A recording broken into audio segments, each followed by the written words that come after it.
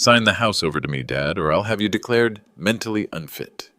My son Brandon stood in my kitchen, legal papers spread across the oak table where I'd fed him breakfast for 18 years. This cardiovascular surgeon, who'd been too busy to visit his dying mother, even once during her 8-year battle with Alzheimer's, was demanding I hand over our $2.8 million family home. 3 months ago, I'd buried my wife Margaret alone. Brandon had been too busy to attend her funeral, too busy to even know she'd passed. Now he was back, with his lawyer wife Jennifer's legal strategy and his medical degree as weapons against his grieving father. I should have broken down, should have begged, should have been the helpless old man they clearly expected. Instead, I smiled and walked to my study. Let me get you something first, son. What I brought back would destroy both their careers forever. Because for 8 years, while they'd been building their professional reputations, I'd been building evidence. Subscribe to learn how I turned the tables. I remember the exact moment everything changed. October 15th, 2016. Margaret had been forgetting little things. Car keys, appointments, our anniversary. When Dr. Susan Chen at Metropolitan Hospital said the words early-stage Alzheimer's, I watched my world crack in half. Brandon was finishing his surgical residency at Johns Hopkins then. He'd married Jennifer, a successful corporate lawyer, 2 years earlier. Jennifer had never been close to us. She'd grown up wealthy and often said that family drama was too complicated. When I called Brandon about Margaret's diagnosis, he promised to visit soon, but the next day he called back with a different message. Dad, Jennifer thinks it's better to let the professionals handle this. She's worried about exposure to the situation, and I don't want to upset her. That was the beginning of 8 years of Jennifer's influence over every family decision. The bills started immediately. $23,000 a month for Margaret's care. I'd been making $68,000 a year as a fire department training officer, working toward my captain's promotion. The math was simple. I couldn't do both, so I chose her. I submitted my resignation on November 3rd, 2016. 34 years of service, pension benefits, the respect of my crew, all of it gone. That first year, I called Brandon 127 times. I kept count. He returned maybe 20 of them, always rushed, always apologetic, but with Jennifer's voice often audible in the background. Dad, I want to help, but Jennifer thinks it's better if we maintain some boundaries. She says it'll be less confusing for Mom if we don't visit irregularly. Boundaries. That became Jennifer's favorite word. In one of the rare calls Brandon answered in 2018, I could hear tension in his voice. Dad, I'm ashamed seeing Mom like this. I remember her being so strong, and now Jennifer says I should focus on our future instead of dwelling on the past. Brandon, she's not the past. She's your mother, and she's still here. I know, Dad, but it's just hard. Thanksgiving 2017. I set 3 places at the table, hoping against hope. Margaret wore her best dress, the blue one Brandon always said made her eyes sparkle. She'd been having a good day. When is Brandon coming? She asked every 10 minutes. His text came at 4:30 p.m. Sorry, Dad, Jennifer planned something last minute. Give Mom my love. I found out later from Jennifer's Instagram pictures of them at an upscale resort in Miami. Her caption read, Escaping family drama to enjoy real life. Hashtag grateful, no stress. When I confronted Brandon about it, he was defensive. Dad, Jennifer didn't want me going back while Mom was not well. She said it would affect my career focus. By 2019, Margaret's condition had worsened significantly.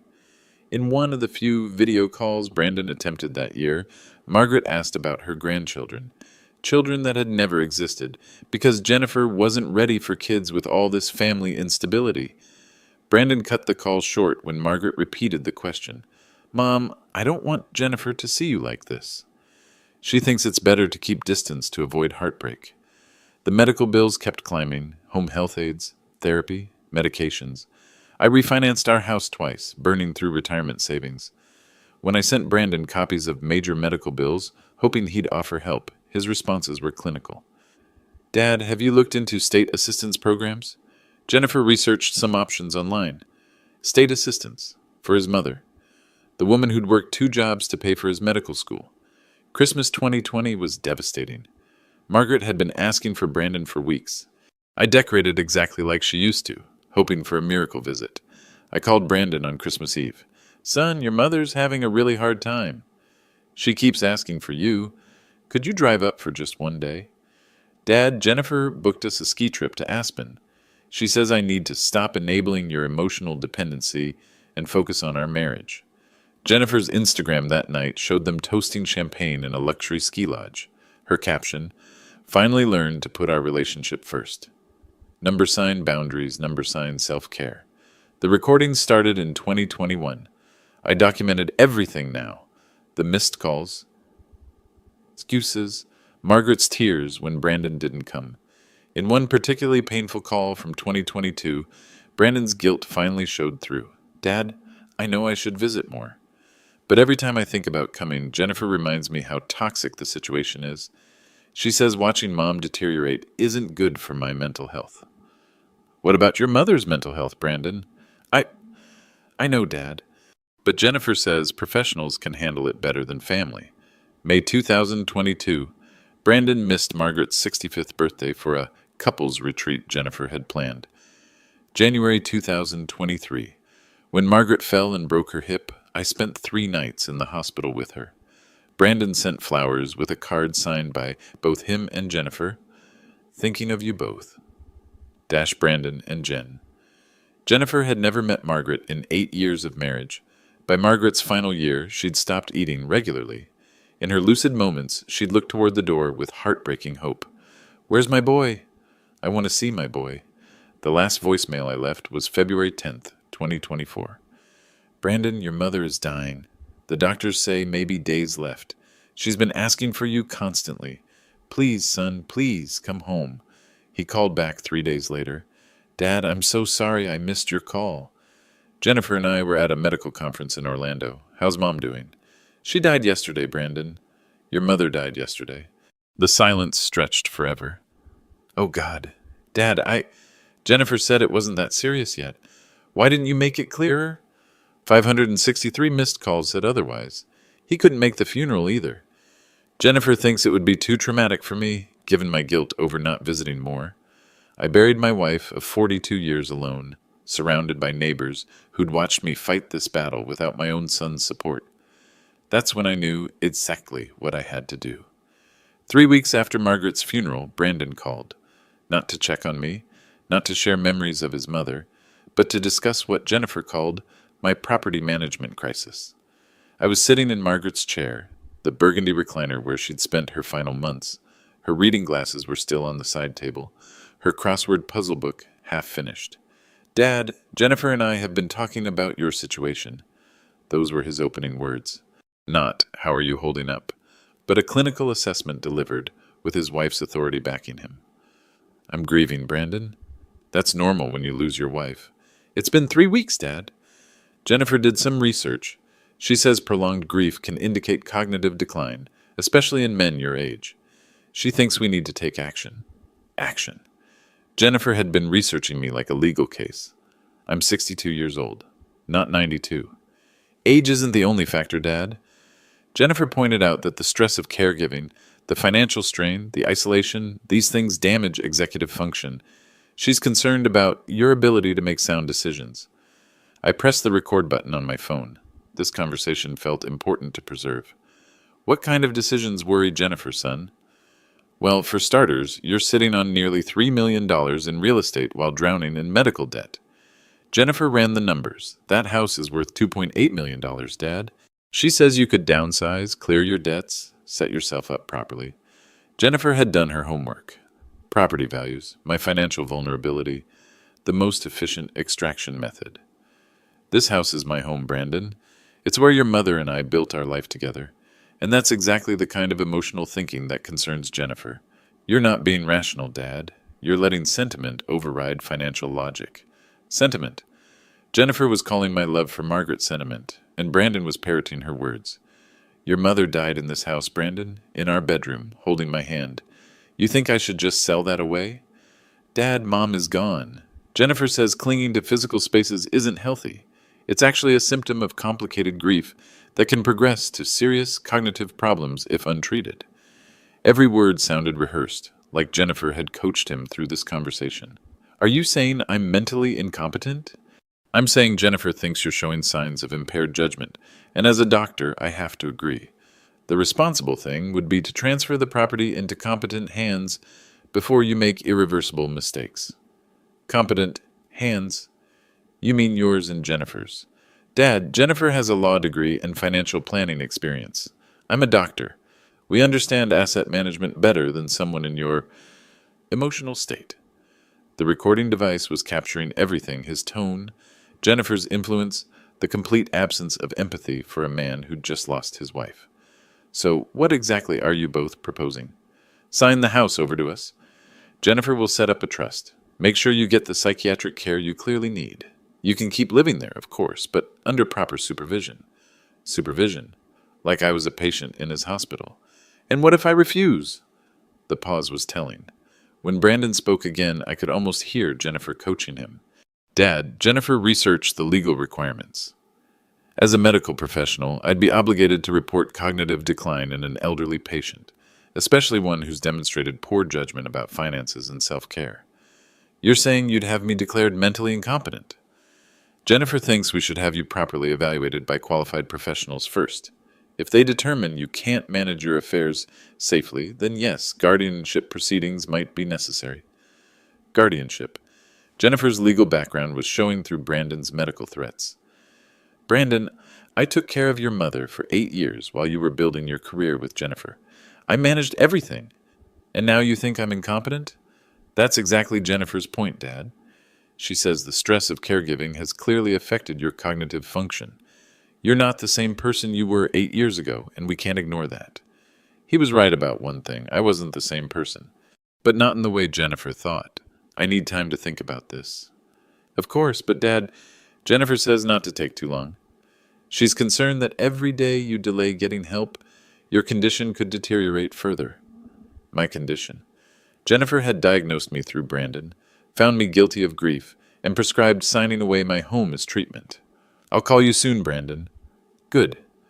And Dad, Jennifer wants you to know this is coming from a place of love. We're trying to protect you from making mistakes you'll regret. Love. After 8 years of Jennifer keeping Brandon away from his dying mother, she was calling attempted theft love. I hung up and stopped the recording, 24 minutes and 12 seconds of my son systematically dismantling my competence under his wife's direction. But what struck me most wasn't Brandon's cruelty, it was his complete surrender to Jennifer's agenda. Every argument was hers. Every justification came from her research. Even his medical authority was being wielded at her instruction. The man who'd been too ashamed to visit his dying mother was now ashamed enough to steal from his grieving father, all because his wife demanded it. I sat in Margaret's chair for a long time, thinking about the son I'd raised versus the man Jennifer had molded. Brandon had always been easily influenced, but I'd hoped marriage would strengthen him, not turn him into someone else's weapon. Then I picked up the phone and called Patricia Miller. Patricia, it's Richard Wilson. I need to discuss urgent legal matters regarding my son and his wife. The war Jennifer had started was about to end very differently than she'd planned. Patricia Miller's office felt like a sanctuary. I'd been there dozens of times over the years, but this visit carried the weight of finality. Richard, I'm so sorry for your loss, Patricia said. Margaret was wonderful. Thank you. She always said you were the only lawyer who treated people like humans instead of billable hours. I placed my phone on her desk and hit play. 24 minutes of Brandon and Jennifer's coordinated assault on my mental competence. Patricia's expression darkened with each passing minute. Jesus, Richard, this isn't just elder abuse.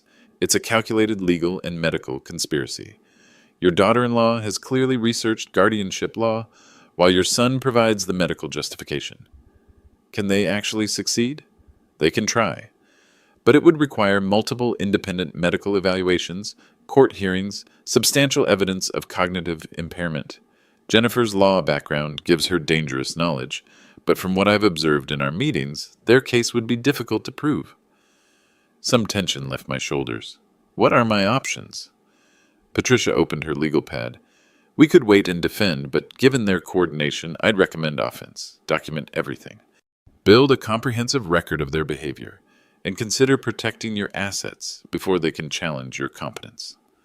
I thought about 8 years of evidence sitting in my filing cabinet, missed calls, broken promises, documented abandonment, while Jennifer actively encouraged Brandon's absence. Patricia, what if I told you I had 8 years of evidence showing Brandon abandoned his dying mother at his wife's direction? Phone records, recordings, financial documents proving I handled everything alone while Jennifer kept him away? Her pen stopped moving. That would be devastating to their credibility. Elder abandonment orchestrated by a lawyer spouse using a doctor husband as the instrument? That's career-ending territory. And what if I wanted to sell the house? Completely, you're right. Though if you're considering what I think you're considering, I'd been mulling this since Margaret's funeral. Our empty house felt like a mausoleum, but more importantly, I'd realized something. Brandon was right about one thing. I wasn't the same person I'd been 8 years ago. I was stronger, and I was done being manipulated.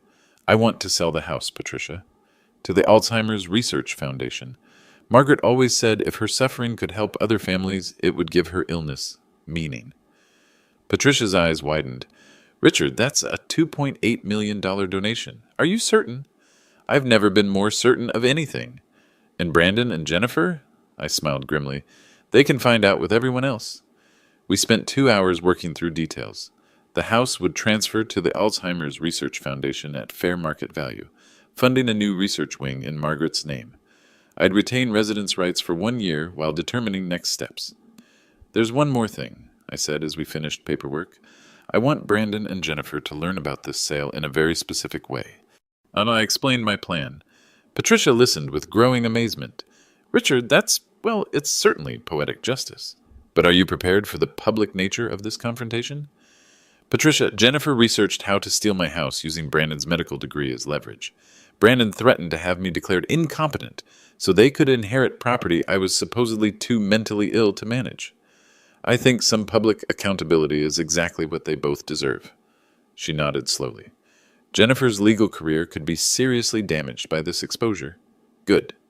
She spent 8 years keeping Brandon away from his dying mother, then tried to steal from his grieving father. Her career deserves to be damaged. I signed papers transferring ownership to the foundation effective in 30 days. The announcement would be made at the hospital's annual fundraising gala, an event Brandon never missed, always networking for private practice clients, while Jennifer worked the room for potential legal contacts. One question, Richard. Are you prepared for the possibility that this destroys your relationship with Brandon permanently? I considered that. Patricia, my relationship with Brandon was destroyed 8 years ago when he chose Jennifer's comfort over his mother's love. I'm just making that destruction official. Driving home, I felt something I hadn't experienced in months. Clarity. Margaret would have supported this decision completely. She'd always believed in fighting for what was right, especially when it was difficult. That evening, I began organizing 8 years of evidence phone records, medical bills, recordings of Brandon's excuses and Jennifer's influence. Every missed call, every broken promise, every Instagram post showing their luxury lifestyle while Margaret suffered. The hunter was about to become the hunted, and Jennifer's legal expertise was about to work against her in ways she'd never anticipated. The evidence room, Margaret's old sewing room, became my war room. 8 years of documentation covered every surface, but now I was organizing it differently. Not just Brandon's abandonment, but Jennifer's orchestration of it. The smoking gun was my old phone's voicemail archive. I'd kept every message, thinking someday I'd delete them for storage space. Now I understood why I'd never been able to press delete. The earliest recording was from November 2016, a month after Margaret's diagnosis. Hey Dad, Brandon here. Jennifer and I talked, and she thinks it's better if we don't visit regularly. She says inconsistent contact might confuse Mom more. We'll check in by phone instead. Even then it was Jennifer thinks, and Jennifer says. By 2018, the pattern was clear. Every excuse came filtered through Jennifer's research or concerns. I spent 3 days creating a timeline, Brandon's words on one side, Jennifer's Instagram posts on the other. Christmas 2019. Brandon's voicemail said, Jennifer planned a wellness retreat for my mental health. She's worried about my depression over Mom's condition. Jennifer's Instagram that same day. Sometimes you have to choose your happiness over family drama. Hashtag self-care, hashtag boundaries work. The hospital visitor logs were devastating when cross-referenced with Jennifer's social media activity. During Margaret's 6 hospitalizations, Jennifer posted 47 times from restaurants, spas, and social events, always with Brandon, always during his mother's medical crises. But I needed to understand their vulnerabilities beyond just family abandonment. So I researched them the way they'd researched me. Jennifer worked at Morrison, Blake and Associates, a prestigious firm handling corporate law and estate planning. Her LinkedIn showed recent promotions and high-profile clients. Her Instagram revealed expensive tastes, designer clothes, luxury vacations, exclusive restaurants. More importantly, her law firm's website emphasized family values and ethical excellence. Several recent posts highlighted their pro bono work with elder care advocacy. Brandon's hospital profiles emphasized his compassionate patient care and family-centered approach to medicine. His department had recently launched a caregiver support initiative for families dealing with chronic illness. The irony was suffocating. I started making strategic phone calls, first to Dr. Susan Chen, Margaret's neurologist. Mr. Wilson, I've been thinking about you since Margaret's passing. How are you managing? Dr. Chen, I need to ask you about something delicate. It involves Brandon and his wife Jennifer. I explained their coordinated threats, their plans to have me declared incompetent. Dr. Chen listened without interruption. Mr. Wilson, in 8 years of treating your wife, I met Brandon exactly once at the initial consultation. I remember asking about family support, and he said his wife thought professional distance was healthier for everyone involved. You documented that? We document all family dynamics. Your wife's file shows you attended every appointment, every emergency, every consultation. The absence of her son was notable, especially given his medical background. Would you provide a statement about that? If it helps protect you from what sounds like medical and legal coercion combined, absolutely. Next, I called Fire Chief Mike Anderson. Richard Wilson, how have you been since Margaret's passing? I explained Brandon and Jennifer's scheme. Mike's reaction was immediate and profane. That manipulative little... Sorry, Richard, but I remember when you resigned to care for Margaret. Jennifer came to the retirement party briefly, spent the whole time checking her phone and complaining about the depressing atmosphere. Brandon barely stayed 10 minutes. Would you document that?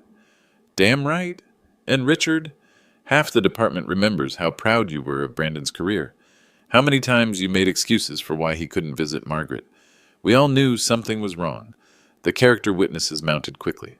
Our family doctor, financial advisor, neighbors, all shocked by the coordinated nature of Brandon and Jennifer's scheme. But my breakthrough came from an unexpected source. Mrs. Davis from next door knocked on my door Thursday evening. Richard, I hope you don't mind, but I've been worried since that incident with the real estate agent. I did some research on your daughter-in-law. What kind of research? Well, my nephew works at Morrison, Blake and Associates. He says Jennifer's been bragging about coming into a significant family inheritance soon. She's already been shopping for houses in Scottsdale, telling colleagues her husband's father is finally being realistic about his limitations. The pieces clicked together. This wasn't just about the house. Jennifer had been planning and bragging about stealing from me while I was still grieving my wife. Mrs. Davis, would your nephew be willing to document what Jennifer said at work? Oh, Richard, it's worse than that. She apparently sent emails about it. My nephew works in IT. He's seen the firm's internal communications about potential conflicts of interest when lawyers inherit property through family legal actions. Friday evening, I called Brandon. Time to let him think he was winning while I gathered final evidence. Son, I've been thinking about what you and Jennifer said. About the house. About my mental state. I'm glad you're being rational about this, Dad. I'm scared, Brandon. Maybe Jennifer's right. Maybe I'm not thinking clearly anymore. I could hear his relief. It's okay, Dad. Jennifer's already contacted some estate planning specialists. We're going to take care of everything. Of course she had. Jennifer found a really good elder law attorney who specializes in these transitions, Brandon continued. She's confident we can have everything transferred smoothly. When do you want to move forward? Soon, Dad. Jennifer says the longer we wait, the more opportunity there is for you to make mistakes that could complicate the legal process. Okay, son. Whatever you and Jennifer think is best. After hanging up, I sat in Margaret's chair and smiled. They thought they'd won. Brandon was probably already telling Jennifer about my surrender, and she was probably already planning how to spend my money. They had no idea that every conversation was being recorded, every threat documented, and every piece of evidence organized for maximum public impact. The trap was set. Now I just had to wait for them to walk into it at the hospital fundraising gala, where Jennifer's legal colleagues and Brandon's medical colleagues would witness their complete destruction. 2 weeks later, Brandon made his move. I was sitting on Margaret's memorial bench in our neighborhood park when I saw his silver BMW pull up to my house. 2 people climbed out. Jennifer stepped from the passenger seat first. Tall, blonde, designer suit that probably cost more than most people's monthly rent. She moved with the predatory confidence of someone about to close a profitable deal. The real estate agent followed, carrying measuring equipment and a portfolio. Even from 2 blocks away, I could see Jennifer directing the operation like a general commanding troops. I stayed on the bench, watching through oak trees as they walked around my property. Jennifer pointed out features with proprietorial confidence, taking photos with her phone. The agent measured the yard while Jennifer peered through windows like she was already planning renovations. Mrs. Davis was in her garden, close enough to overhear their conversation.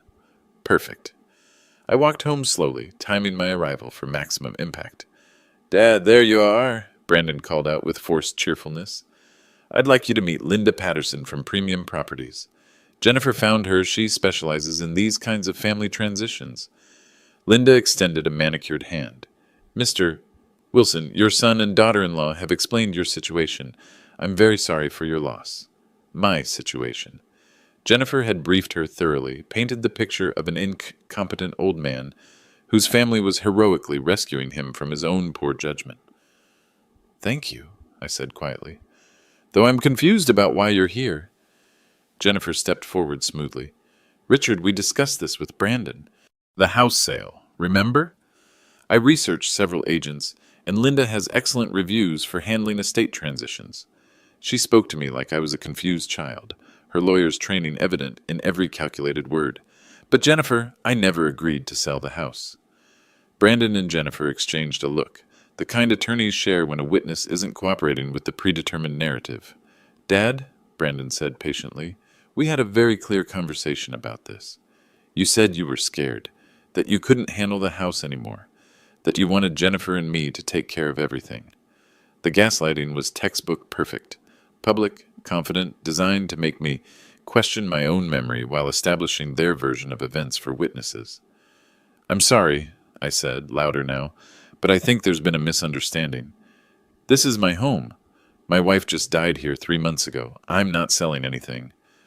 Linda looked uncomfortable, but Jennifer stepped in smoothly. "Richard, this is exactly what we've been worried about. The confusion, the memory issues. Dr. Wilson explained that grief can sometimes affect cognitive function in older adults. Jennifer's legal training was showing she was building a public record of my alleged incompetence, while positioning herself as the concerned family member. Mrs. Davis had stopped pretending to garden. She was listening intently, her face growing more concerned by the minute. "I'm not confused," I said clearly. "I never agreed to any sale." "Dad, please," Brandon interrupted, embarrassment creeping into his voice. "You're making this harder than it needs to be." "Making what harder?" Mrs. Davis called out, stepping closer to the property line. Jennifer turned on her professional charm. "Just some family financial planning, Mrs. Davis. And I've lived next to Richard and Margaret for 20 years. Richard's one of the sharpest men I know." Jennifer's smile tightened. "I'm sure he was, Mrs. Davis, but grief can change people significantly. Richard," Mrs. Davis said firmly, "do you want to sell your house?" "No," I said clearly, loudly enough for everyone to hear. "I absolutely do not." Brandon's face flushed red. "Dad, you're not thinking rationally." "I think we should reschedule," Linda interrupted, backing toward her car. As Linda drove away, Jennifer's composure finally cracked slightly. "This isn't over, Richard. Brandon's medical assessment stands, and I've already researched the legal options available to us." Mrs. Davis was still watching, and I knew she'd remember every word of Jennifer's legal threat. "We'll see about that," I said calmly. "We'll see about that." Jennifer's public humiliation in front of Mrs. Davis triggered a sophisticated damage control campaign. Within days, she was working every angle to protect both her legal career and their planned inheritance grab. It started with social media warfare. Jennifer, who usually posted sparingly about family, suddenly became the devoted daughter-in-law, sharing memories of beloved Margaret. Photos appeared of her and Brandon at various events with captions about the challenges of supporting family through difficult transitions, and making hard decisions with love and professional expertise. The posts were masterfully crafted. Jennifer managed to portray herself as both the caring family member and the legal professional forced to make difficult choices about an aging relative. To anyone who didn't know the truth, she looked like a woman heroically managing a complex family crisis. But Jennifer's real strategy was more insidious. Dr. Susan Chen called me 3 days after the real estate incident. Mr. Wilson, I've been seeing concerning activity in professional forums. Your daughter-in-law has been posting in legal groups about medical legal coordination in elder care cases. What do you mean? She's discussing your situation in private attorney networks, seeking advice about family members who resist appropriate intervention. She's building a legal coalition while Brandon builds a medical one. My blood ran cold. This wasn't just theft. It was a coordinated professional conspiracy. Dr. Chen, is that ethical? For Jennifer, it's legally questionable. For Brandon, it crosses multiple medical ethics boundaries. He's discussing a family member's mental health in professional forums without consent. That evening, Mrs. Davis knocked on my door with disturbing news. Richard, my nephew at Morrison, Blake and Associates, says Jennifer's been quite busy. She's apparently consulted with 3 different elder law specialists and has been telling colleagues that her father-in-law's competency case will be an interesting learning experience. Learning experience? She's treating your situation like a case study, Richard.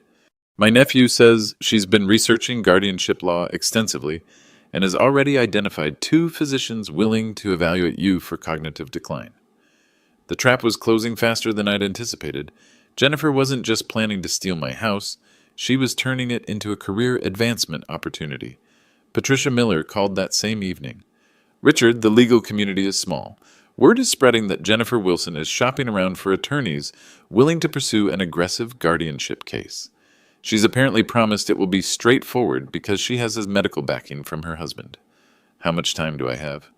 If Jennifer files a petition, the preliminary evaluation process could begin immediately. And she's smart. She's building a paper trail of your alleged incompetence while positioning herself as the reluctant but responsible family member. I spent the next morning making strategic calls. First to Helen Rodriguez, our financial advisor. Helen, I need a favor. Can you arrange a press conference for a major charitable donation?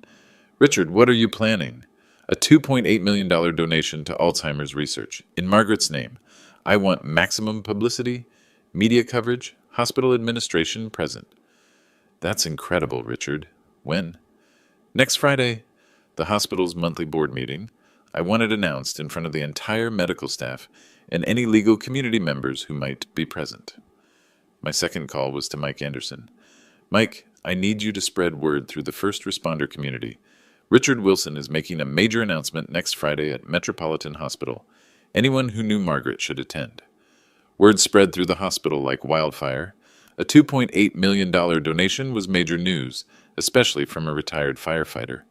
The development office arranged press coverage and VIP attendance. Jennifer found out Tuesday morning when a colleague at Morrison, Blake and Associates, mentioned seeing the hospital's press release about a major donor announcement. Brandon called me that afternoon, panic barely concealed in his voice. Dad, Jennifer saw something about an announcement at the hospital. Something involving Mom's name? That's right, son. I thought it was time to honor your mother properly. What kind of announcement? You'll find out Friday.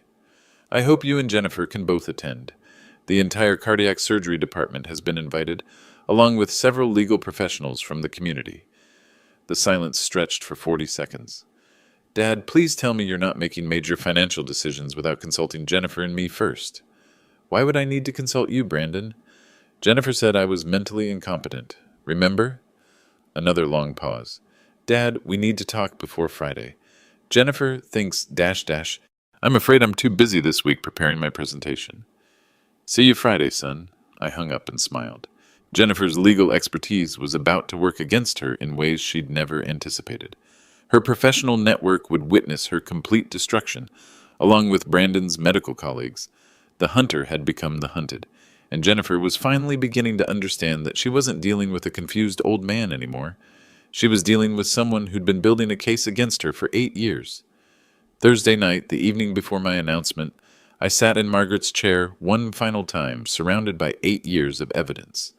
Tomorrow would destroy both Brandon's medical career and Jennifer's legal reputation, but tonight belonged to the careful accounting of their coordinated betrayal. The manila folders were labeled by year, each documenting another layer of Jennifer's orchestrated abandonment campaign.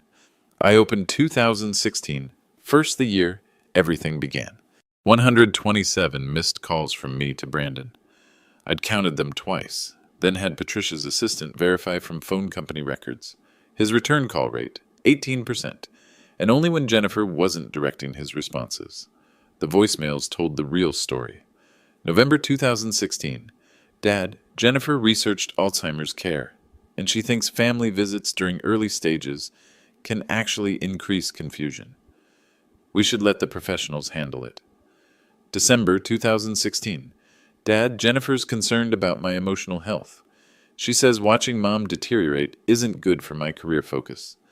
Jennifer's influence was documented from day one. Medical bills from 2016 totaled $127,000. Brandon and Jennifer's financial contribution, $0. I moved to 2017 cross-referencing Brandon's excuses with Jennifer's social media activity. Thanksgiving week, Brandon's voicemail claimed Jennifer planned a wellness retreat for my mental health. Jennifer's Instagram from that same trip. Sometimes you have to choose happiness over family drama. #boundaries. Work, #self-care. 43 photos from their wellness retreat, while Margaret spent Thanksgiving asking why her son wouldn't come home. 2018 brought Margaret's first major hospitalization for pneumonia, 6 days in ICU while she fought for her life. The visitor logs showed my name 43 times. Our home health aide visited 7 times. Mrs. Davis brought flowers twice. Brandon's name, 0 entries. But Jennifer's Instagram showed their location throughout Margaret's crisis wine tastings in Napa Valley while his mother was on a ventilator. By 2019, Jennifer's strategy was fully developed. She'd convinced Brandon that his mother's illness was toxic to their marriage and his career. The evidence was in their own messages. A saved text from Jennifer to Brandon, screenshot from his phone. Your dad is manipulating you with guilt. My research shows that prolonged exposure to dementia patients can cause secondary trauma in family members. We need to maintain boundaries for our mental health. Brandon's response, you're right. I'll tell Dad we can't visit as much. Jennifer's reply, not can't visit as much. We need complete space until she's stabilized. I've talked to other lawyer wives who've dealt with similar situations. She'd researched abandonment strategies like a legal brief. 2020 and 2021 showed the pattern perfected. Every holiday excuse came filtered through Jennifer's professional recommendations. Christmas 2020. Brandon claimed Jennifer's therapist recommended avoiding family trauma during the holidays. Jennifer's Instagram that Christmas. Learned to prioritize our relationship over family drama. Best decision ever. Couples goals, #boundaries save marriages. The financial devastation was staggering. $563,000 in total medical expenses over those years, all while Jennifer posted about designer purchases and luxury vacations funded by Brandon's surgical income. But the cruelest evidence was Jennifer's manipulation of Brandon's guilt. In a recorded phone call from 2022, Brandon finally admitted the truth. Dad, I want to visit Mom, but Jennifer says it's not healthy for me. She researched caregiver burnout and thinks I'm showing symptoms just from the phone calls. She made me promise to prioritize our marriage. Brandon, you haven't visited your mother in 6 years. I know, Dad, but Jennifer says that proves I'm making the right choice for my mental health. Jennifer had convinced Brandon that abandoning his dying mother was actually therapeutic. The final folder contained the smoking gun, Jennifer's own words captured during a speakerphone conversation in 2023. Brandon had called about Margaret's fall, and I'd heard Jennifer coaching him in the background. Tell him we can't afford to get emotionally involved. Remind him that as a doctor, you need to maintain professional distance even with family. When Brandon hesitated, Jennifer's voice came clearly through the phone. Brandon, we've discussed this. Your mother's condition is deteriorating anyway. Getting attached now will just make it harder when she dies. Think about our future. Our future. While Margaret was broken and scared in a hospital bed, Jennifer was calculating inheritance timelines. I'd compiled 17 character witness statements, documenting my mental competence and Brandon's absence. Dr. Susan Chen's medical notes showed Margaret asking for Brandon during every appointment in her final year. Fire Chief Anderson's statement detailed my 34 years of exemplary service and sound judgment. But the most damning evidence was the recorded threats. 24 minutes of Brandon and Jennifer's coordinated plan to have me declared incompetent so they could steal my house. The moral accounting was complete. 8 years of Jennifer's orchestrated abandonment, documented with legal precision. Tomorrow, her professional colleagues would hear exactly how she'd used her legal knowledge to manipulate her husband into abandoning his dying mother, then tried to steal from his grieving father. Margaret deserved justice. Tomorrow, she would finally get it. Friday morning arrived crisp and clear. I dressed carefully, my best navy suit, the one Margaret had bought me for our 40th anniversary. The irony wasn't lost on me that I was wearing it to defend her memory against our own son and his wife. Metropolitan Hospital's conference room was larger than expected. Helen Rodriguez had outdone herself. Local news cameras lined the back wall. The hospital's entire board sat in front rows, along with department heads and senior medical staff. I spotted Brandon and Jennifer immediately. They sat with the cardiac surgery team, Jennifer's designer suit and confident posture suggesting she expected a routine family donation ceremony. Brandon looked nervous, but Jennifer appeared completely composed, probably viewing this as another networking opportunity. Dr. Michael Thompson, Brandon's department head, sat nearby. Dr. Sarah Chen, the chief of staff, was taking notes. Several attorneys from Morrison, Blake, and Associates had attended, likely Jennifer's colleagues, curious about the family inheritance case she'd been discussing. Helen introduced me warmly, emphasizing my fire department service and extraordinary dedication as a caregiver during his wife's 8-year battle with Alzheimer's. I stepped to the podium and looked out at 43 people, mostly medical and legal professionals who understood both the cost of Alzheimer's and the importance of family support. Thank you all for coming. My name is Richard Wilson. 3 months ago, I lost my wife Margaret to Alzheimer's disease after an 8-year battle. Today, I'm announcing a $2.8 million donation to establish the Margaret Wilson Memorial Research Wing. Applause filled the room. I saw Brandon's face register shock, then confusion. Jennifer's expression remained controlled, but her eyes had sharpened with calculation. She was probably wondering how this affected their inheritance plans. This donation represents the sale of our family home, the house where Margaret and I built our life together, where we raised our son Brandon, and where she passed away peacefully in my arms. I gestured toward Brandon. Several colleagues smiled warmly at him, assuming this was a proud family moment. But this donation's about more than research funding. It's about honoring true caregivers, the family members who sacrifice everything for their loved ones, often without recognition or support. Dr. Thompson nodded approvingly. This was exactly the message the medical community embraced. Over 8 years, I learned that caregiving isn't about professional credentials or medical knowledge. It's about showing up, day after day, year after year, even when it's difficult, even when it costs everything. The room grew quiet, sensing a shift in tone. Unfortunately, not everyone understands this responsibility. Some people believe professional credentials can substitute for personal commitment. Others use their legal expertise to justify abandonment. Jennifer's composure cracked slightly. She was beginning to understand this wasn't the ceremony she'd expected. 3 weeks ago, my son Brandon and his wife Jennifer called to discuss my mental competence. They suggested my grief indicated cognitive impairment. They recommended I sign over my house to them for my own protection. Murmurs rippled through the audience. Dr. Thompson's expression shifted from warm approval to serious concern. Jennifer's colleagues from Morrison, Blake, and Associates were paying closer attention. Brandon felt that as a medical professional, he was qualified to diagnose my mental state over a phone call. Jennifer, as a practicing attorney, researched the legal requirements for having me declared mentally incompetent. I reached into my jacket and pulled out my phone. "I'd like to share part of their coordinated plan with you." Brandon started to rise. "Dad, this isn't appropriate. Please, doctor." "Wilson," Dr. Chen interrupted firmly, "let your father finish." I pressed play. Brandon's voice filled the conference room, clinical and cold, with Jennifer's influence evident in every calculated phrase. "Dad, Jennifer thinks you're showing signs of impaired judgment. The responsible thing would be to transfer the property into competent hands before you make irreversible mistakes." "Competent hands? You mean yours and Jennifer's?" "Dad, Jennifer has a law degree and financial planning experience. I'm a doctor. We understand asset management better than someone in your emotional state." Jennifer's voice could be heard coaching in the background. "Tell him about the legal options, Brandon. Remind him about guardianship proceedings." The recording continued for 3 excruciating minutes. Brandon's medical threats, Jennifer's legal strategy, their coordinated plan to steal my house while I grieved my wife. When it ended, the silence was deafening. Jennifer's colleagues were staring at her with undisguised shock.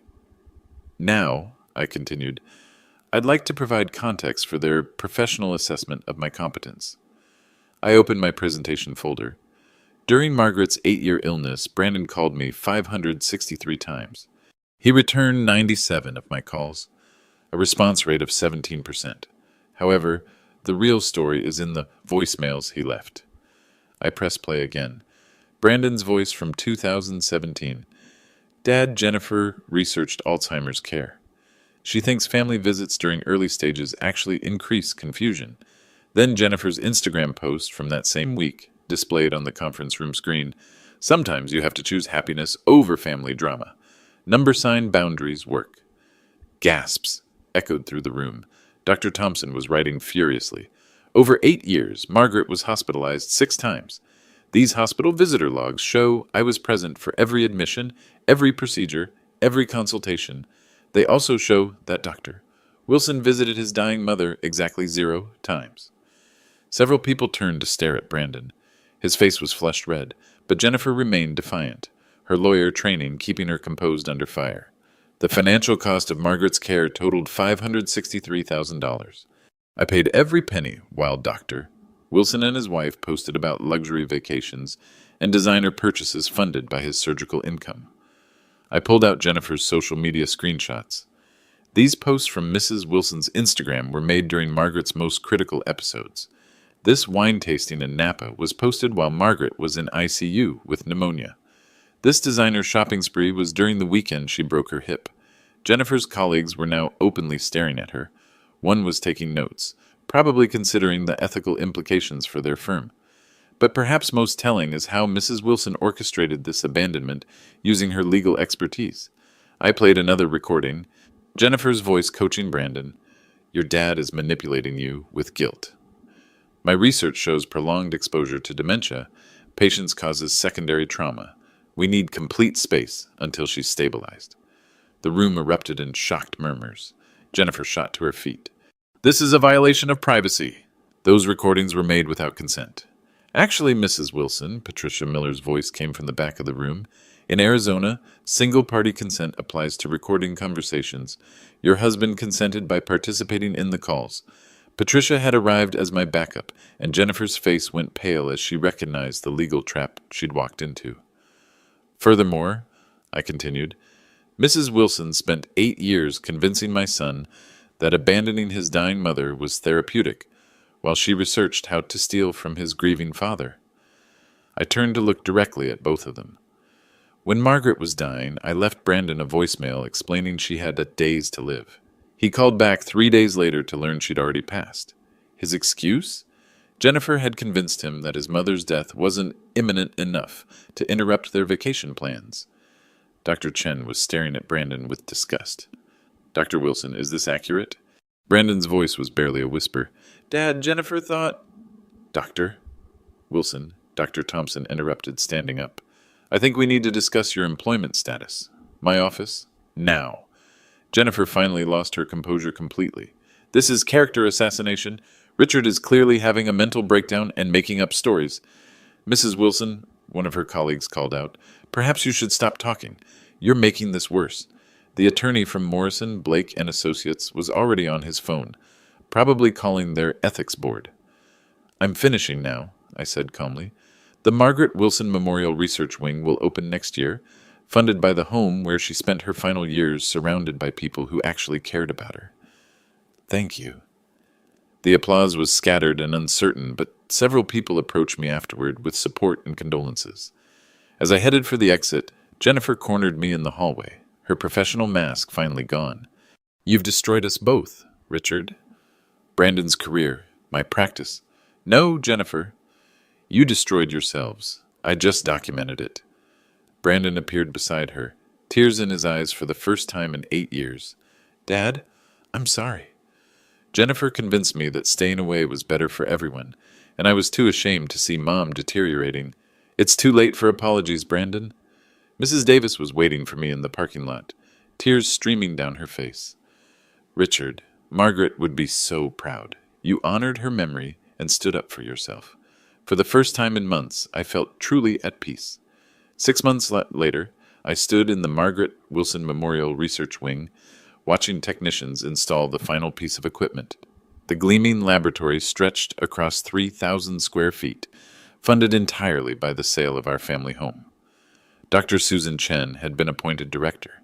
She found me there that morning, reviewing the dedication plaque. "Richard, this is remarkable. Margaret would be overwhelmed by what you've accomplished. She always said if her suffering could help other families, it would give her illness meaning." The aftermath had been swift and comprehensive. Dr. Michael Thompson suspended Brandon pending a medical board review. The hospital's ethics committee launched a formal investigation into his abandonment of family responsibilities while using medical authority for personal gain. Jennifer's legal career imploded even faster. Morrison, Blake and Associates terminated her partnership after the ethics board opened their investigation. Her professional reputation was destroyed overnight. No law firm wanted an attorney who'd orchestrated elder abandonment and attempted financial elder abuse. But the most unexpected consequence came 2 months after the announcement. Brandon called on a Tuesday evening, his voice broken. "Dad, Jennifer left me. She said the scandal destroyed her career and she couldn't be married to someone who let his father humiliate her publicly." I felt a flicker of something, not quite sympathy, but recognition of his pain. "Dad, I realize now how much Jennifer influenced my decisions. I was ashamed of seeing Mom deteriorate, and Jennifer made it easy to stay away. I know it's too late, but I'm sorry." "Brandon, your mother died asking for you. That can't be undone." "I know, but Dad, could we maybe try to rebuild something? I want to volunteer at the research wing, maybe help other families avoid what happened to us." I considered his request carefully. The research wing needed volunteers, and Brandon's medical background could be valuable. But trust once shattered required time to rebuild. "Brandon, we can start with the volunteer work, but our relationship, if there ever is one again, will be earned, not inherited." "I understand, Dad. I'll do whatever it takes."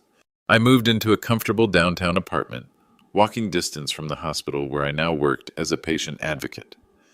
The Margaret Wilson Memorial Research Wing published promising early results in drug therapy that might slow Alzheimer's progression. Some boundaries, once established, protect what matters most. Others, carefully reconstructed, might offer hope for redemption.